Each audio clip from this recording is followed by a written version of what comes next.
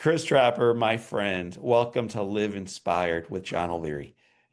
It is so great to be here. It's so great to meet you virtually like this today. It is awesome. For a coffee in Boston.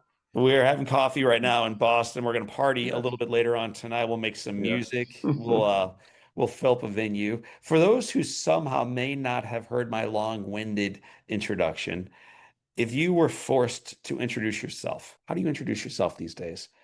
I would just say singer-songwriter Chris Trapper. It's pretty succinct, and singer-songwriter buys you a lot of leeway as far as what you might be doing at any given time. You can do lots of different styles of music, different approaches to your career. You could be a folk singer or you could be a rock singer, all those different options. Just to be simple about my career. And then what if it wasn't on a stage? What if it was in a coffee shop outside of Boston and we were waiting for our lattes together? And I said, "Hey, I'm John. Tell me about you." How would you introduce yourself then? Well, one of the things that I do think about often is I identify too much with my job as opposed to just being a person. And I go to therapy once a week, usually when I'm off the road, and my therapist has encouraged me to try and have a life outside of music. So I started singing in a church choir, which is not exactly outside of music, but it's about the persona of being, a paid performer on stages and that kind of thing. So, and then just doing different things. So I'd probably just say, "Hi, I'm Chris," and that's it, and keep it simple. Well, Chris, I'm John. I'm looking forward to unpacking this Yeah. story with our audience today. As I told you before I hit record, I love your story and I love your Uh, success. And I love the fact that you've remained humble during the periods of profound success, but also hungry during those periods too. And you continue to do so today in this coffee shop. So let's roll. I grew up the fourth of six in a Midwest Irish Catholic family, the O'Learys. You learn a lot about life when you grow up with five siblings around you. You shared that experience not in the Midwest, but up in upstate New York outside of Buffalo. What yeah. was it like for you growing up, the baby of six? With a baby, I mean, I think that explains why I'm looking for attention now to this day, like why I need applause to feel good about myself and to fill that empty hole inside of me. But in all seriousness, I'll tell my siblings all the time. I think similar to your story is that if I'd met my siblings outside of the family, I'd be best friends with all of them. Mm, And I lost one of my brothers last summer, and it was the first time that we dealt with that. And it's only made us stronger and closer, and trying to pick up leadership roles in different places. And my parents were kind of self-medicated alcoholics. They could also be amazing parents too. yeah. Quite often, like saw them from 9 a.m. to 5 p.m. They'd be the world's greatest parents. And then after that would be a crapshoot depending on mood swings, economic situation, uh, chemical imbalances, all that kind of stuff. And so my siblings became protection for me, and it became a safety zone. If there was chaos via my parents, I would feel protected by, by this beautiful kind of circle of my siblings in all different ways, with sense of humor, with music, with laughter, with one of my brothers and I shared bunk beds. Yeah. And it was kind of my first taste of talking very openly and honestly with somebody. Just late at night, you talking about what bad things had happened or good things. And so I think with my siblings, it was just you got built-in friends, you got built-in protection and love that you could depend on. I can remember that I was going through a bad situation in the music business with somebody who worked for me. We'd been very good friends, so I went into a real rut as a human being. I started mistrusting friendships, Right. and I didn't really believe in much anymore because if that line could be crossed, what's next? And I remember I saw my brother who lived in Los Angeles at that time, and it was the first time I felt like I could. He knew me before music, And so it was the first time that I felt that I could really unload and vent properly and really get everything out of my head and get things cleared. And then a couple weeks later, the band I was in back then, the Push Stars, played a show in Buffalo, where I come from, and it was a pretty good crowd. And my other brother dropped a stink bomb into the crowd during the encore and cleared the house out. But it was the first time, like, one of those joke store stink bombs that Yes. just smell awful. And so the whole crowd cleared out. But it was the first time I'd had a really great laugh in probably a year and a half. So that's what family means to me. So playing on that for a moment, I have a brother-in-law, but he's a brother for all intents and purposes. And we were shopping together at Target just a couple years ago during the Christmas Mhm. season. The time of year where there are 40 carts in front of you and 40 behind you, and there's no escape. So once you're in that line, you're in that line, man. You're And he stuck said there. to me, "Oh, I forgot one thing. I'll be right back." And with that, he leaves. And then this stench starts to show up exactly from where he was, and it gets worse and worse. That dude Wow. had let off a stink bomb in the Target line. I'm trapped in this line. He knows I'll never Wow. get out. So we have the same type of family members, man, the kind who love us enough to cause us pain publicly. I was going to say, it sounds like it could be a relative of mine. So that's a beautiful thing. Well, he went to school up in Vermont, so not far from where you grew up and where you live. You mentioned the addiction. You mentioned the struggles. You did not mention, but it's a big part of your life. As a kid, you struggled with not only looking up, but sometimes looking in. You struggled stuttering.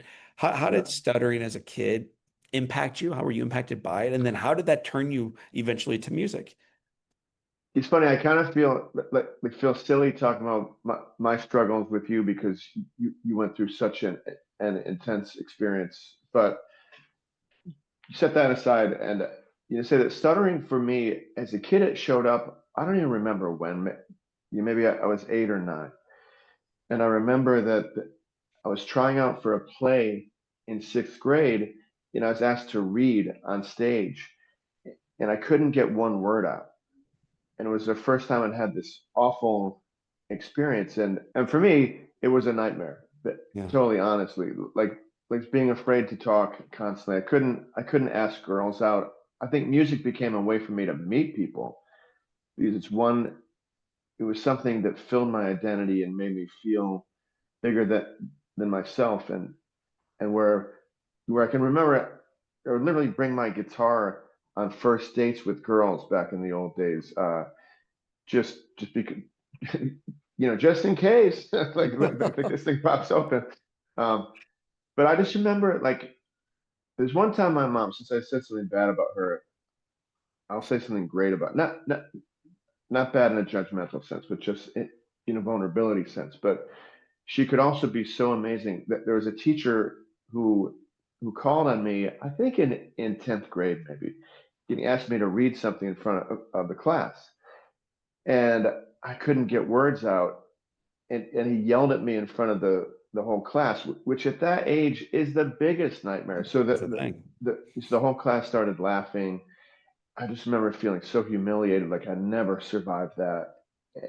And then when I got home, I told my mom what had happened, and she rushed to school. Got the teacher had to apologize to me, and then I got switched out of his class. It's when she wanted to, she could be a real fighter Yeah. for her children. But then it's funny because over the years, I was even thinking when my band first started, we were doing interviews constantly. So we used to have a secret code system where if I couldn't get a word out, I'd look at my bandmate and they would step in and talk for me. Wow.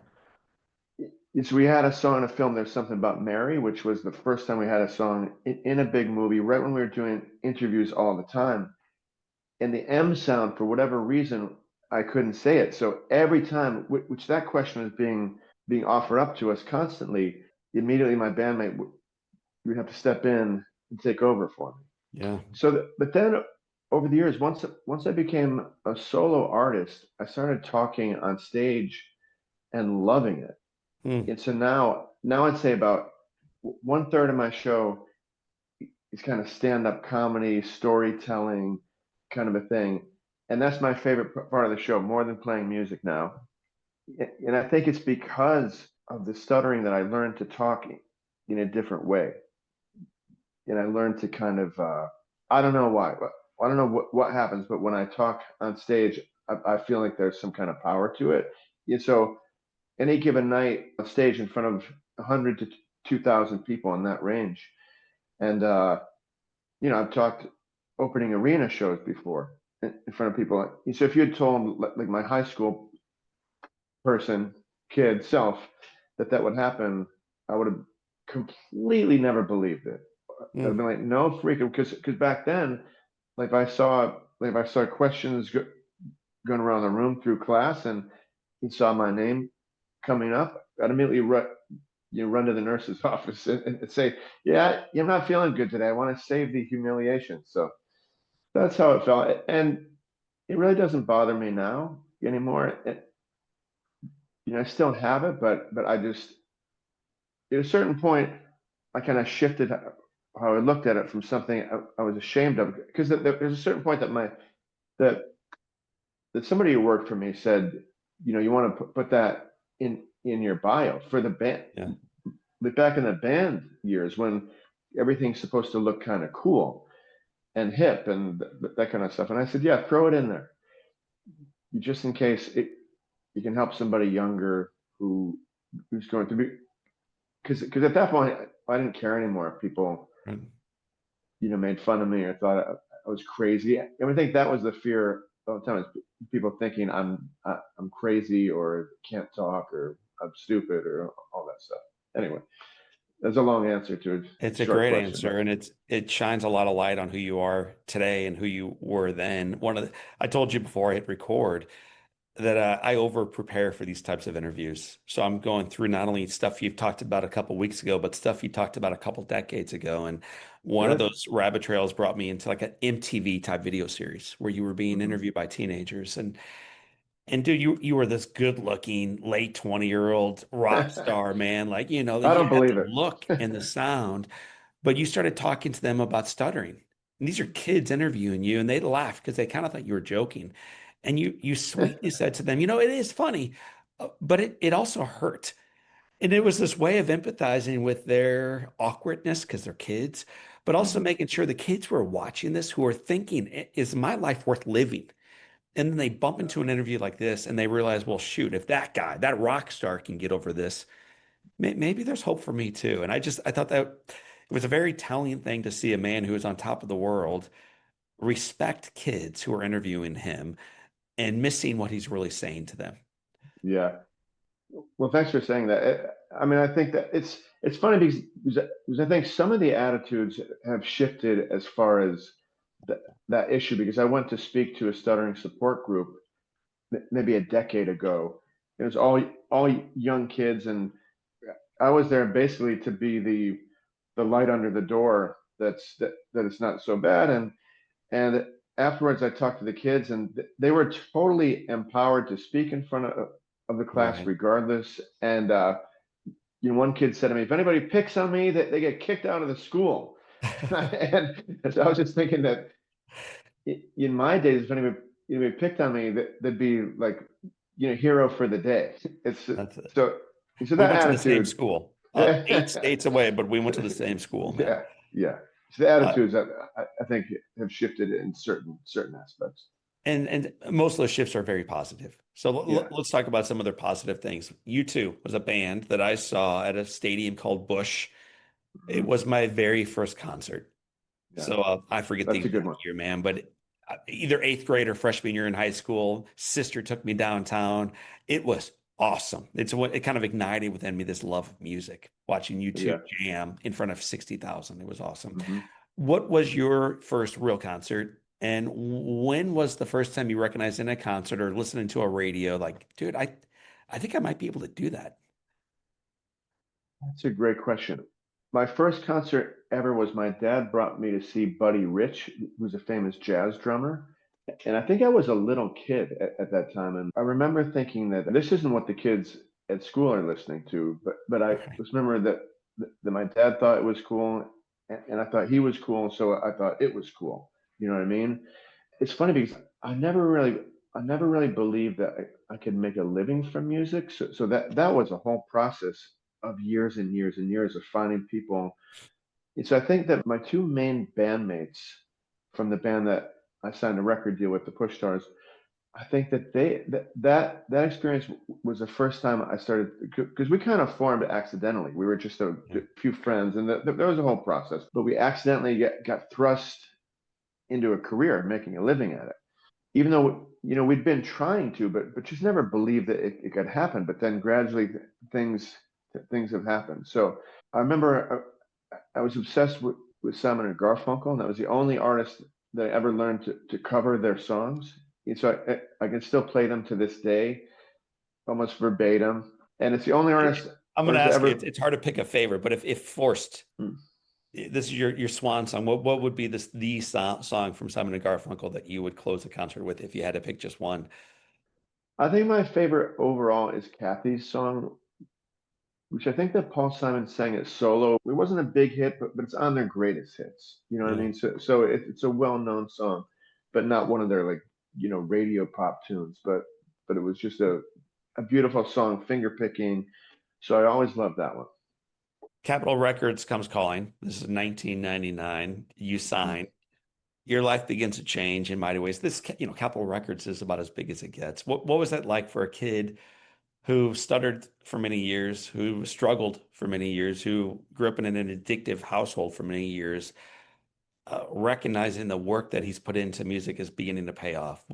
What's that like to, in quotes, make it? It was unreal. It was unreal because I just thought that was something that happened to other people, not to me. The nice thing was my band, the two other members are from the same background as I come from, working class, pretty poor, Yeah. big families. So we always had a dose of reality sprinkled in with the fantasy. Like we knew it could all go away tomorrow. So we actually did enjoy all the swanky aspects of it, even though it wasn't that swanky, but we definitely got wined and dined and limousines picking us up from the airport and that kind of stuff. But we didn't take it seriously, and we definitely didn't think that would be permanent. You know what I mean? Like we looked at it kind of almost like tongue in cheek because we couldn't believe that it had been happening to us. Yeah. And so I think the other interesting thing was when that's happening, we were meeting with the president of Capitol Records, and so you go up to the top floor, and it's like office overlooking Hollywood, and he's the president of Capitol was Gary Gersh at that time. And so Gary looked at us and he said, I hope you're ready to tour 260 dates a year. And it was like a major dose of reality. Like, oh yeah, this is a job. Right.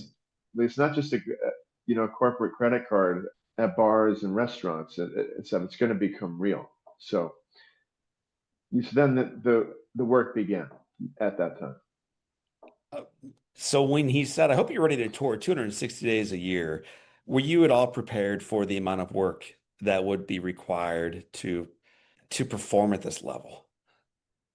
I think for me, it's always been a dream come true. So even now, when I book a gig anywhere, I get so excited about it. Just the fact that somebody wants to hear me sing and wants to see me play. So even back then, there was a dash of excitement to it. Just thinking about that fact, about the fact that I'm going to get to do what I've worked to do and what I love to do. From those early years, Chris, was there a song, whether it was a number one hit or one that you just know in your heart should have been, is there a song that you love to perform more than others at concerts from the earlier years?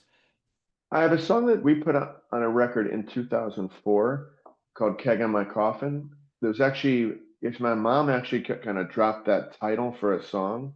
Uh, it's a long story, but my sister-in-law's mother had passed away, so we were sitting around my parents' kitchen table in Buffalo, which is where my parents never left there, literally never left the table. And we're discussing all the funeral planning for my sister-in-law's mother.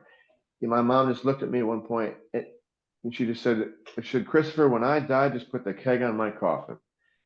I was like, my songwriting antenna went up and I wrote the song in probably 1 hour, and that's become what I close every show with, and everybody loves to sing it with me because it has kind of a bar room, kind of Irish bar vibe to it. So I recut it, get my newest solo record too, like just so I could have a solo version of it also. But but it's funny because I played that every night for many years, and I'm not sick of it. I Wow. still enjoy it for some reason. I don't know. I don't know why. You know why? It's because that's a song maybe the most people have reached out to me about. You said that they played it at their uncle's funeral or just various situations. It was used for a fireman's funeral recently. So I think it's had the most purpose to it. You know what I mean? Like it's gotten the most use out of it at a time when people need healing the most. That's a song that really has cut through the noise. Is there a song that, you wrote it, you perform it, and then it took on its own life in its impact in the community where people come up to you as you tour and they say, man, this song, it kept me going. It Mm. kept me alive. It kept me engaged during a period of profound darkness. Is there a song that surprised you that you wrote for one meaning, but it has taken on an entirely different one? Yeah, I wrote a song called Avalanche, which is like my number one played song on Spotify. And when I wrote it, it was really about my band's demise. Also, we were going to have one last chance. We were signing with a new manager. We had all this stuff. So we were also being sued. So there's all these things happening. So I looked at everything felt like an avalanche. And at that point, the theme of that song was to just bring it on. Mm. Bring on whatever's coming. I'm ready for it. And so a lot of people have contacted me about that song, helping them through illness or through challenges, different challenges, and that's what always makes my job feel worthwhile is when you realize that something you've written has reached other people in the most intimate way. You know what I mean? Like where it's actually affecting their daily. I have another song called Skin, which has become a lot of couples' first dances for their weddings, Wow. and that's a song just about kind of growing old together. That song also it's had a lot of it's it, it's had some purpose to it and some impact, which is nice. So So on May 30th, as you and I record this, my father passed away this year. So he dies on sorry to May hear that. 30th. And Yeah, 5 days later, and my dad's my hero, man. yeah, No one's perfect, but if he is about as close to it as anyone I've ever yeah, met, an incredible yeah, human being. 5 days later, I had to perform. I'm a speaker and a yeah, coach, and had to be outside of St. Louis on the road, away from my family, away from my grief, on stage, doing life with people. And to be honest, man, it's the last thing I wanted to do. And when the light turned hmm on, the mic kicks on, I'm there, I'm present. It was strong, but it took every inch of my being to force me to walk up on that stage. And doing a little bit of recon on you, I understand that you also looked up to your dad. No one's perfect, but you looked up to your hmm dad, you lost him, and then 2 days later, 2 days, you find yourself performing in Denver. yeah. I mean, you did some research, that's for sure, because that's going deep in there. Well, Yeah. so what was it for you? What was it like performing that night in the midst of grief away from home? Then you drove, I think, to Oklahoma City. So hmm people don't recognize that bandmates are very rarely in Ritz-Carltons and on the Concorde jets. It's mock, dude. This is work. Yeah, yeah, You drive down the mountains away from Denver toward Oklahoma. You had one song that you hit on repeat again and again and again and again. You wept the entire time and you said it was incredibly therapeutic. So I'd like you to yeah, talk about what it was like performing that night on the sure. heels of losing your dad, and then talk about Yeah. that drive on the way to Oklahoma. I should say first that I did watch. I watched one of your your speeches and teared up multiple times watching it on YouTube. So just to set that aside, also. So both my parents were huge supporters of me becoming a songwriter, and most people might have the opposite response from their folks saying, you need to think about a real job and you need to get real, get practical. and my parents were as opposite from that as you could possibly hope for. They were like, live your dream. My dad wanted his kids to work jobs that they enjoyed. That was Right. his number one. He didn't care about money. He didn't care what kind of school you went to. He was like, find something you really, really love. And so when my dad died, I, I knew unequivocally that both my parents would want me right out there doing what I did because I think it made them proud. I think it made them happy to know I was reaching people in a broader sense through creativity and laughter and fun. So I flew to Denver, I believe from Buffalo, from the hospital, Wow. and that show was just for that 90 minutes or so. You're kind of thinking about other people and what they've gone through because Yes. you're on stage and you're looking out, and it wasn't a big crowd, maybe 100 people, but it felt good. And then the next day was when it's funny because I kind of knew I was going to intentionally grieve my father and just find a song that did it. And I found the song. I played it over and over again. And that drive from Denver to Oklahoma City is just nothing. It's just nothingness. It's just like farms, cows, fields, and distance. Just distance. So it's a perfect backdrop to just have everything, have the waves of grief kind of crash over you. And I think that's what happened. And by the time I got to Oklahoma City, I kind of felt like I did it. I Right. did it. I kind of got it out.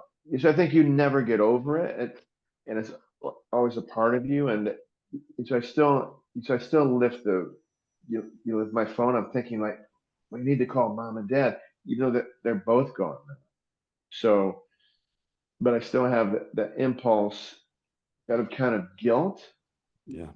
Also sometimes I just want to talk to them, and, so I'll talk to them in my head a little bit. So there's this great hike near my house called Blue Hills, which I found a spot to put some of my dad's ashes on the spot where you can see all of Boston from there, and just endless, endless. Anyway, so I dumped his ashes there. Dump sounds not romantic. I placed his ashes there. Yes. So when I go hiking there, I kind of stop and speak to him, not for long, just I'll say a 30-second thing. I miss you. I think about you. Love you. And then just go on with my hike. Mm.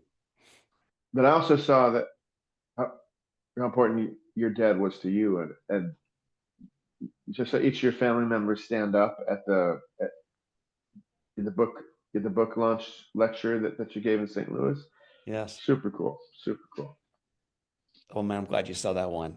Uh, Yeah. Oh, we're, it's we're gonna amazing. we'll shift more full tilt into that right now. So Okay. you've done more than a dozen albums. You've done hundreds of songs, all over the place, man. You've been in films. Devil Wears Prada, Something About Mary. You talked about it this time.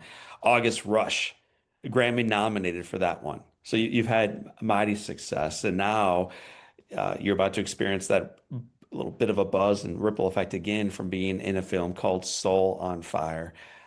We're fortunate in this very pivotal part within the film to utilize one of your songs. It's called Into the Bright Lights. For those who haven't yet seen Soul on Fire, tell us what Into the Bright Lights is about. And Into the Bright Lights was kind of I originally wrote it for another film years ago that I think it was a Warner Brothers film called Guardians of Gahul, which was geared towards children.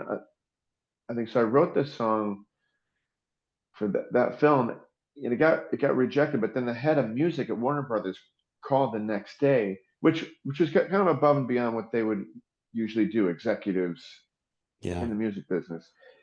And he said, "I just want you to hold on to that song because it's special, and at some point it's going to be useful to you."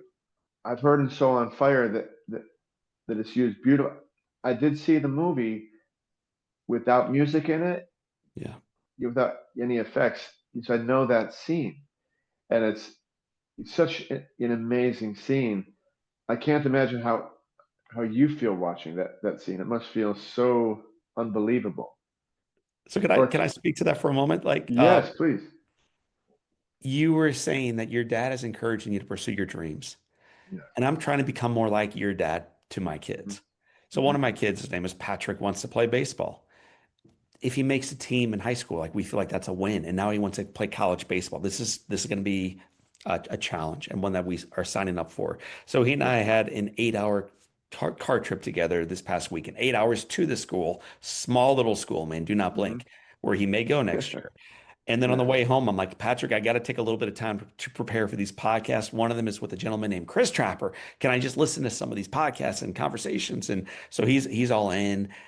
He's learning your story as I'm learning your story. He's listening to your music as I'm listening to your music. And then he wants to listen to the song, right? The Mm-hmm. song that's in the film. And Yeah. it's like, so it's powerful as we listen to it. But then last night, late, just you and I are listening to, we're recording this on a Monday. Sunday Yeah. night, late at 10 o'clock, he's like, Dad, can we watch Soul on Fire at home? And it's the last thing I want to do because it's Yeah. the Sunday night, man. I got to go to work in the morning early and I'm trying to say yes to my kids. So I'm like, yeah, dude, of course we can do that. So his first time watching Soul on Fire is last night. And about halfway through the film, there's a very emotional part for little John O'Leary as he's recovering in hospital, where it's showing all the people who are showing up for him. And then there's this guitar chord that starts playing. And my son looks at me, recognizes the chord immediately, then recognizes your voice immediately. And when the montage is over and that little scene is over and your song is over, he goes, Dad, he's good. And he's not talking Oh, great. about me or the kid playing me Yeah. or the actors.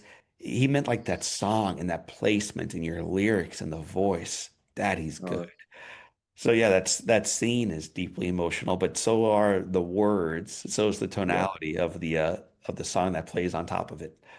But that scene seems to reflect ultimately it's become the theme of your life, whereas it's about other people, Right. where it's about the people who have lifted you up. And so I think that scene's symbolic of that kind of what you're still doing today. Right? Was that correct? And not only symbolic, it's like spot on. So Yeah. when we invited the actors to participate in the film, I invited each one, but with like little videos like William H. Macy and John Corbett and Stephanie Shostak, Devil Wears Prada, which you starred. And so all these big actors, and I ended each one by saying, "You will be the hero of this film if you say yes." And I meant it. And the only one I did not say that to was Joel Courtney, who plays John O'Leary, the man. And Yeah. I said, Joel, good news, bad news. The good news is the film is full of heroes. The bad news is you're not one of them, dude. So, Yeah. so if you Yeah. want to play a guy who doesn't recognize his value until the very end, come on. Yeah. Like that's what you would sign up for. But I think we need that example in society that there are Yeah. heroes lifting us up all around. But at some point, you've got to cut away the cataracts to see it. Yeah. And so he signed up for it. He jumps in. Joel did an incredible job playing me in the film. But that you mentioned your song halfway through the film is a perfect bridge to remind So people what awesome. success looks like and how to get there. Because it's not when you're staring in the mirror saying, "What more can I do for myself?" It's when you're looking around, up and away we set off. These are some of the words, man. Secretly scared we'd get lost, up in the clouds, over the town, beyond the wall, and then onward from there, but recognizing we're able to set off when we're with others. Right. Yeah. You see, I still haven't seen how the song works in the scene, and I'm dying to see it. I'm so excited to see it because I just know that scene without music was so powerful. Yeah. So it should be, yeah, it should be interesting. Let's hope I live up to the scene itself. It's awesome. And you can quote Patrick O'Leary on it. He's a fledgling baseball player. Dad, he No, really I is know, good. He no, that's a really is big good. deal. Like that age group signs off on you. That's pretty good.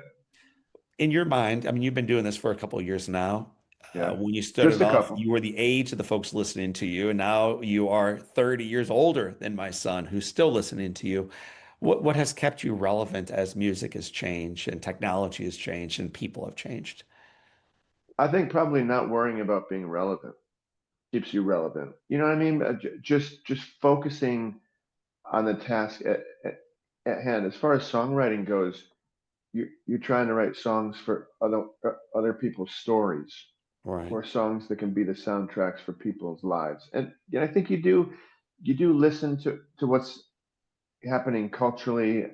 I think that's important. I'm always open to like talking to people of all different ages, and I have two college age, approaching college age sons. So we always have great talks, and I don't really know if I've stayed relevant in the grand scheme of the music business, but I just know I still have a career and I still have gigs to go to, and I still am am inspired to write songs Mm. that try to reach people, and so I think as long as you have those elements, you have a career. When I look at things I've written over the past 12 months to years, man, the most moving lyrics I've written, and I'm not a singer-songwriter. I'm a writer and a newsletter writer and then a speaker and a whole lot of other Mm, things. But the best writing I've done is after my dad died. And it was ugly, raw, and gorgeously intimate. So mm, I'm curious, your brother Scott passed yep. away and a difficult loss on so many levels. Mhm. Um, what writing came out of that for you?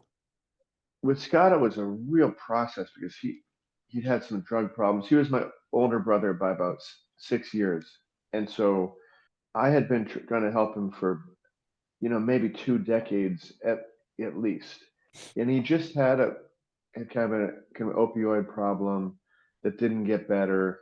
He had a doctor who had overprescribed him, and then that doctor died. So the next doctor saw his chart and said, "Whoa, this has to stop right now." So my brother just spiraled with the reduction of drug usage, and he'd been taking Valium for so long that his life had already started to kind of downgrade as far as quality goes, and every symptom of Valium abuse that you could look up online was happening for my brother. Like he had lost, most of it was friendships, marriage, all these things. He lost the ability to work and drive, and anyway, uh, still an amazing guy and always an amazing person and a huge inspiration to me as far as like I think courage I took from him because he just had a lot of it in certain ways. So when he passed, I keep a diary which I filmed a lot of memories with, but also he was already in certain songs of mine in certain places. And I think that I had tried to see him as much as possible. I tried to, when things became crisis mode for him, which was maybe 3 years ago now, he was literally homeless. I was looking to find apartments for him and helping him with money and all that stuff. And nothing seemed to really stick with him because he just couldn't maintain day to day life. Right. So he finally eventually went to a rehab that he could smoke cigarettes in, that they let him smoke there because he'd left a couple rehabs because he couldn't take not smoking. That was his number. He just couldn't not do it. Anyway, long story short, he went to a rehab, stuck it out for most of the time, maybe 80% of it, and came out of it, much better. But I think that his body had, had suffered from years and years of not taking care of it. Yeah. And so I think that that's so as far as writing, you know, I, I've been writing about him through the whole couple of years and trying to figure out, boundaries, which ways I could help him, which ways were not helping him, which things were not helping him. And so I think that was just a whole process. So I remember reading what I'd written, which made like 10 pages of diary writing. Then I did a long Facebook tribute to him. But I remember that I kind of left the end of the paragraph about him. You're basically needing to write more. I haven't processed it completely Yeah. because life happens and you have to get back to reality. And so I'd say it's definitely an unfinished tale at this point. You and I t talking again right before we hit record, you mentioned that when Soul on Fire first made its way to you, you actually wrote a song specifically for it. And now it's on your recently released album. What's the name Yeah, of the song? And before I play a little bit of it, what's the meaning to you for it? it's called Our Time to Rise. and it's basically when the character who plays you is first rising, and so it was literally about that scene because they had said that's a scene that needed a song. So I watched that scene very carefully, and so I wrote it off that scene. So everything about the song is about that. What advice would you give to someone who needs to live out the lyrics within that song? They need to recognize that the past is the past, and it's time to start living, and it's time to start moving forward. It's time to embrace the gift that you have right in front of you right now. So if someone's struggling with that reality, what's your encouragement as we get ready to wrap up our podcast together? Well, I think the challenge of that scene was like how is a 9-year-old seeing this situation? How are they? Because I think that your mother had asked you if you wanted to die, and so I think you had it. Like for me, writing that song, I was thinking, what's the way a parent might talk to the child, or the staff might talk to the child. And so I know there's so many beautiful scenes with the staff and you working together. I think that the movie kind of it teaches how to look at that. It shows you how to look at that situation. That's it, in kind of making you just living a life of gratitude and goodness and honor and respect and all those things. And I think that the one hockey player like like that story is amazing. Like the hockey fight, and then he scored a goal. Uh, Gino Cavallini. Right. Oh my God! Like that was one. I mean, live like Gino. You know what I mean? Start a religion based on that, because that's a beautiful thing. Gino is a stud, man. Tragically a film that tells a 5 decade long life in 90 minutes. You can't put everybody into it. So Gino gets Yeah, a whisper of a mention. yeah, He yeah, should yeah, get far, far, far more because he's such yeah, a yeah, good man, so worthy of being imitated. And yeah. Chris Trapper, so are you, my friend. I've really enjoyed this time together. We have 7 questions that tether all of our guests together. By the way, Gino Cavallini was one of my guests. So we'll play Oh, this that's podcast awesome. after you and I Yeah, play this. yes, that's awesome. And so I do have a you'll, question for you, if I can ask you quickly. yes, sir, go ahead. Do we have time? I do. I was going to ask. So when I release my my life story, it's come in records or albums or whatever the kids call it nowadays. It's over the years, it's in drips and drips and drips and drips. Like where 12 songs might talk about where I was when I was 29, Yep. and the 12 songs now talk about what I'd be at my age now, 33. And but I was wondering how you got to the point where you were able to tell your whole life story in a book, first of all, but more importantly, the film. Wow. How did you get there to tell it all at one time? And how do you feel about October 10th? Is my question. So we'll start with the latter one. I feel like all this has been a divine appointment. And if that's true, and I believe it is, then why would you have anxiety over anything? Truly. So I'm honored and excited and feel desire to serve it well, meaning to do my part to get as many people to become aware of this and God willing to go to the film as possible. Turns out Hollywood is a democracy. They pay attention to what you vote with. And the way it works in theaters is that you vote with your time and your dollars.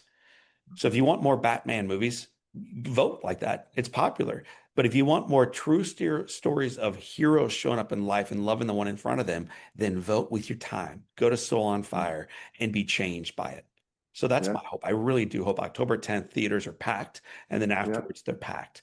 So I'm just excited for that. I feel like it's time for a film like yeah. that. I As was far also thinking this is sorry, this is a movie that our country could use right now yeah, because it's a unifying story and it's a beautiful story that that goes beyond divisions and all these things. It looks at just humanity and good spirit and good souls, and so yeah, totally, totally agree. I think part of what when I storyboard out the way to describe my life, I always view it through the mosaic of others. So if if the white middle-aged straight father of four is the hero, well, that will appeal to a subset. Good for us. We win. But what if the hero is a minimum wage janitor who's African American and he's Hmm. about 72 and it's a true life man named Lavelle? What if it's a single, beautiful, athletic black nurse named Roy who taught me how to walk again? What if it's an old radio announcer named Jack Buck who Hmm. served overseas in World War II and picked up a Yeah. wound, came home with a purple heart, but a bigger heart, and loved the one in front of him? What if it's a Hmm. story about family and community and a beautiful brunette who sees beauty in my brokenness and is able to Hmm. kiss scars, literally? Hmm. So if we're able to see in the mosaic of people, not Yeah. John, but them, Yeah. heroes, then you've got to be able to see it in yourself. That's Yeah. in my life. I mean, this is the true story. Like that's what finally grabbed my heart is I recognize if all these people keep showing up for me, maybe they see something in me I don't. And maybe Hmm. that's worth taking a look for. Totally. And Totally. so the movie tells that story. My life, if you will, tells that story, Hmm. but I'm not the hero of it. I'm just one of the characters. And now I'm Yeah. trying to do bigger work so that Right. Chris Trapper and his audience and my audience and your kids and mine and others will recognize there's beauty in your days. Don't Hmm. waste them. Yeah. Yeah. Yeah. I love that. And then to answer your first part of the question, how do you do that? When I first started speaking, I was always worried, like, will they respect me? Will they pick up on the fact that I stutter sometimes, Chris? I do. Hmm. That I'm inarticulate so often. I am. That I don't know how to string together sentences and paragraphs and pages. That I Hmm. struggled in school. That I struggled with addiction. Will they pick up on all this? Because I hope they won't. I want them to Hmm. see me being great. And then relatively early in, I stopped that entirely and started using the story only so they could recognize in their own journey the beauty of themselves, not the perfection. But I read an old spiritual writer named Henry Nouwen who wrote, "What is most private and personal is most sacred and universal." Hmm. So the more Well, that's you cool. sing and songwrite about your brother's addiction and his homelessness, Hmm. ugliness that is only your family, Trapper, the more you now Hmm. turn on the audience around the United States and beyond for their life story. And the Hmm. more this broken down dude with no fingers and scars on his entire body can share vulnerably about his story, the more others can recognize in their bankruptcy, in their divorce, in the abuse they dealt with as a child, whatever it is, they can recognize maybe something's happening in their experience that recognizes, in my mind, in my faith view, that God is still working through it, that good things can still come out of it, but you got to hang on until the final set. Yeah. Yeah. That's awesome. Awesome. All right, man. I appreciate you flipping the script and now turning this into the Chris Trapper interview and taking the Oh yeah. microphone back. I need more training for that. But And yeah. I don't think you did. It's you know what it is, man. It's curiosity for something bigger than self. Yeah. Yeah. And you have it. It's where your heart, the music comes from. It's awesome. So, my friend, as we wrap up now, 7 questions, quick set list. Here Okay. we go. What's All been right. the most, uh, normally it's best book, most impactful book. In your case, most impactful either album or song. So as you look around your vinyl, CDs, whatever Yeah. you have now, what's been the most impactful either album or single song that has inspired your work today?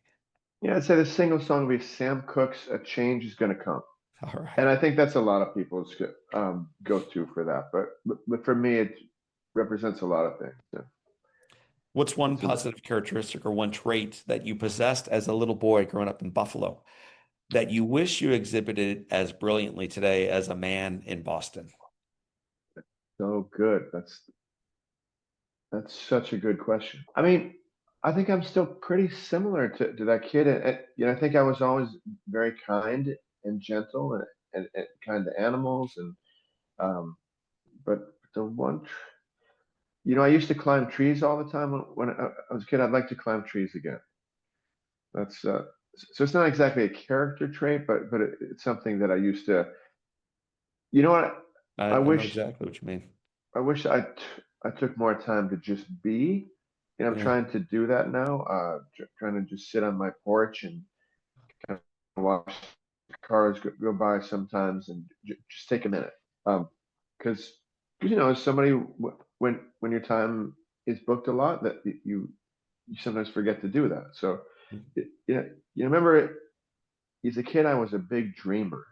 So I could spend all day outside just kind of making up games. I just like to make up sports. There'd be sports that didn't exist yet. Yep. That they might have elements of other sports, but just let me play hockey, but with a skateboard. Uh, it's just skateboard hockey. In Buffalo, it's a big deal, but in St. Louis, I'm not sure. Well, I'm on the phone right now with a guy who's in the Hall of Fame in Buffalo, so it must still be a big deal because the man I'm talking to is. Don't be If your home, intimidated by if your home caught fire that. and all Yes, living things are out, and you have an opportunity of running back in and grabbing one thing that matters to you, what would you grab? man. Oh, these are tough. Probably my guitar that my friend made for me. There's a guitar that's like my signature model. Um, so I'd probably grab that because it's very special to me. It has my signature on it. Maybe my Hall of Fame trophy here from the Buffalo Yeah, Music Hall it's of Fame. awesome. Uh, and that's I really worry about the people only, pretty much. Yeah. I do have like some of my master tapes, also of old songs that I wrote, but I'd probably let that go. I think to the future. We got a trophy in the right hand, and we got a guitar in the left, and we're just gonna watch it burn by some marshmallows and play to the crowd that's gathering. Yes, exactly. If you could sit on a bench on a gorgeous day and have a long conversation with anyone living or deceased, who would you like to be seated next to? God, they're so great. They're such good questions. Well, if I could resurrect them, You I'd can. probably I'd probably want to sit with my parents. All right. What's the best advice mom or dad or anyone else ever gave you? My dad used to say to me when I'd play him new songs, he would say to me, "Keep it simple, stupid," encouraging me not to be pretentious, try and write for other people, think about other people. It's not just my outlet. And my mom used to encourage me not to be intimidated by anybody. Hmm.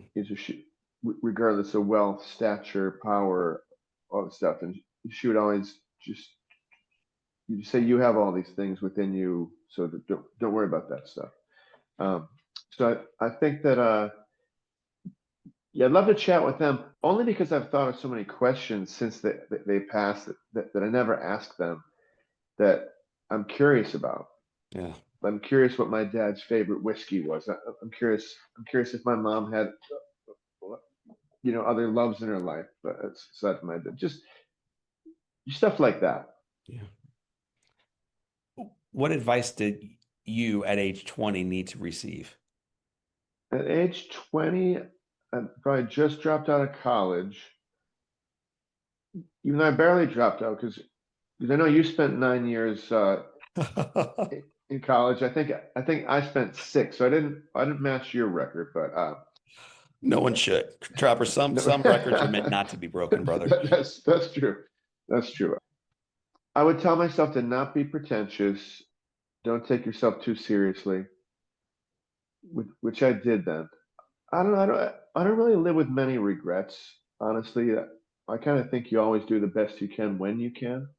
I might say this because I've been writing songs since I was 13, and I kind of goofed off for a lot of my life and didn't really focus on monetizing it and I think I think I could have much earlier because I was playing some old demos of mine when I was like 19, 20, 21 recently, and when I listen, I think it's not perfect, but I think I could have started something earlier. Like we didn't sign a record deal till late 20s, I'm pretty sure. So maybe that's something I'd say is get on the horn quicker. But then you also have to have all these different life experiences to That's pour right.